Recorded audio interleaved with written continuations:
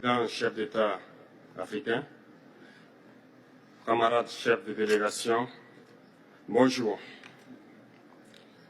C'est un honneur pour moi ce matin donc de prendre la parole ici et de vous passer donc le salut fraternel du peuple du pays des hommes intègres.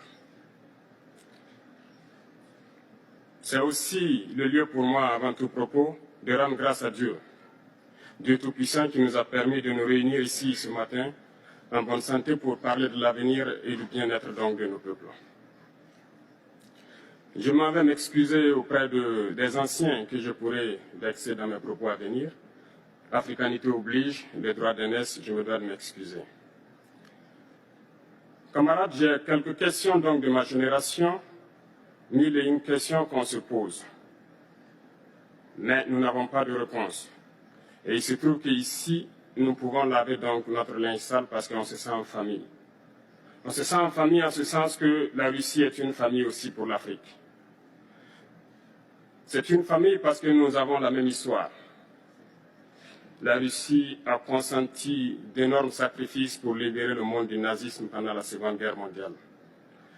Les peuples africains, nos grands-pères, ont été déportés de force aussi pour aider l'Europe à se débarrasser du nazisme. Nous partageons la même histoire en ce sens que nous sommes les peuples oubliés du monde, qu'ils soient dans les livres d'histoire, dans les documentaires ou films, on tend donc à balayer le rôle prépondérant qu'a joué la Russie et de l'Afrique dans cette lutte contre le nazisme. Nous sommes ensemble parce que, actuellement, nous sommes là pour parler de l'avenir de nos peuples,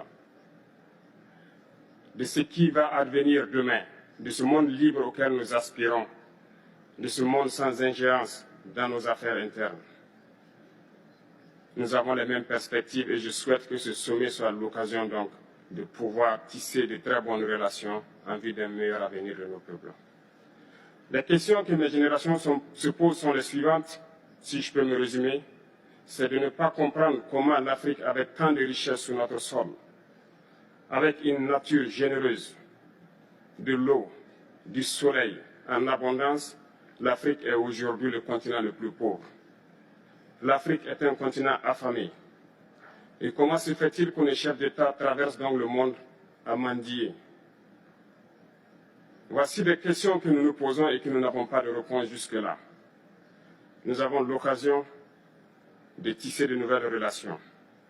Et j'espère que ces relations puissent être les meilleures pour donner un meilleur avenir à nos peuples.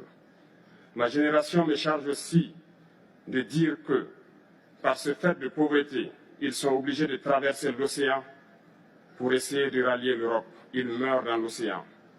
Mais que prochainement, ils n'iront pas traverser parce qu'ils viendront devant nos palais pour chercher leur pitance quotidienne. Pour ce qui concerne le Burkina Faso, aujourd'hui, nous sommes confrontés depuis plus de 8 ans à la forme de manifestation la plus barbare, la plus violente du néocolonialisme, de l'impérialisme. L'esclavage qu'on tend encore à nous imposer. Nos dévanciers nous ont bien appris une chose. L'esclave qui n'est pas capable d'assumer sa révolte ne mérite pas que l'on s'apitoie sur son sort. Nous ne nous apitoyons pas sur nos sorts, on ne demande pas que quelqu'un s'apitoie sur notre sort. Le peuple burkinabé a décidé de lutter contre l'île terroriste en mesure de relancer son développement. Dans cette lutte, des vaillants peuples, des vaillantes populations se sont engagées à prendre les armes face au terrorisme, ceux que nous avons affectueusement appelés les VDP, des volontaires. Nous sommes surpris de voir les impérialistes traiter ces VDP de milices et de tout type. C'est décevant, parce qu'en Europe, lorsque des peuples prennent les armes pour défendre leur patrie, on les traite de patriotes. Nos grands-pères ont été déportés pour sauver l'Europe. Ce n'était pas avec leur consentement, contre leur gré.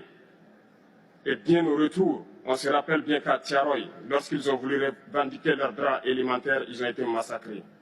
Cela ne fait rien donc.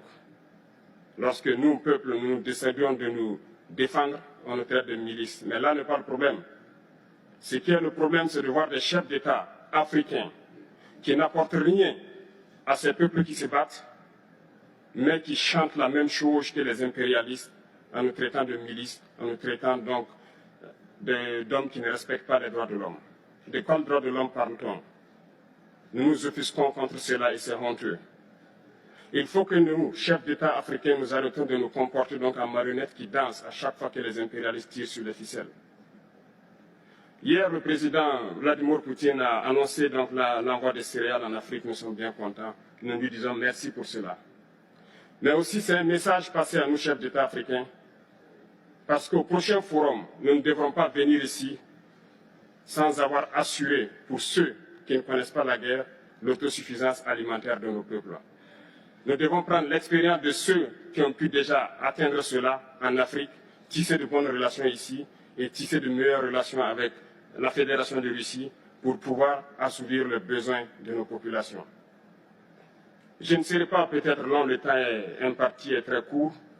Nous sommes obligés de nous arrêter à un moment donné.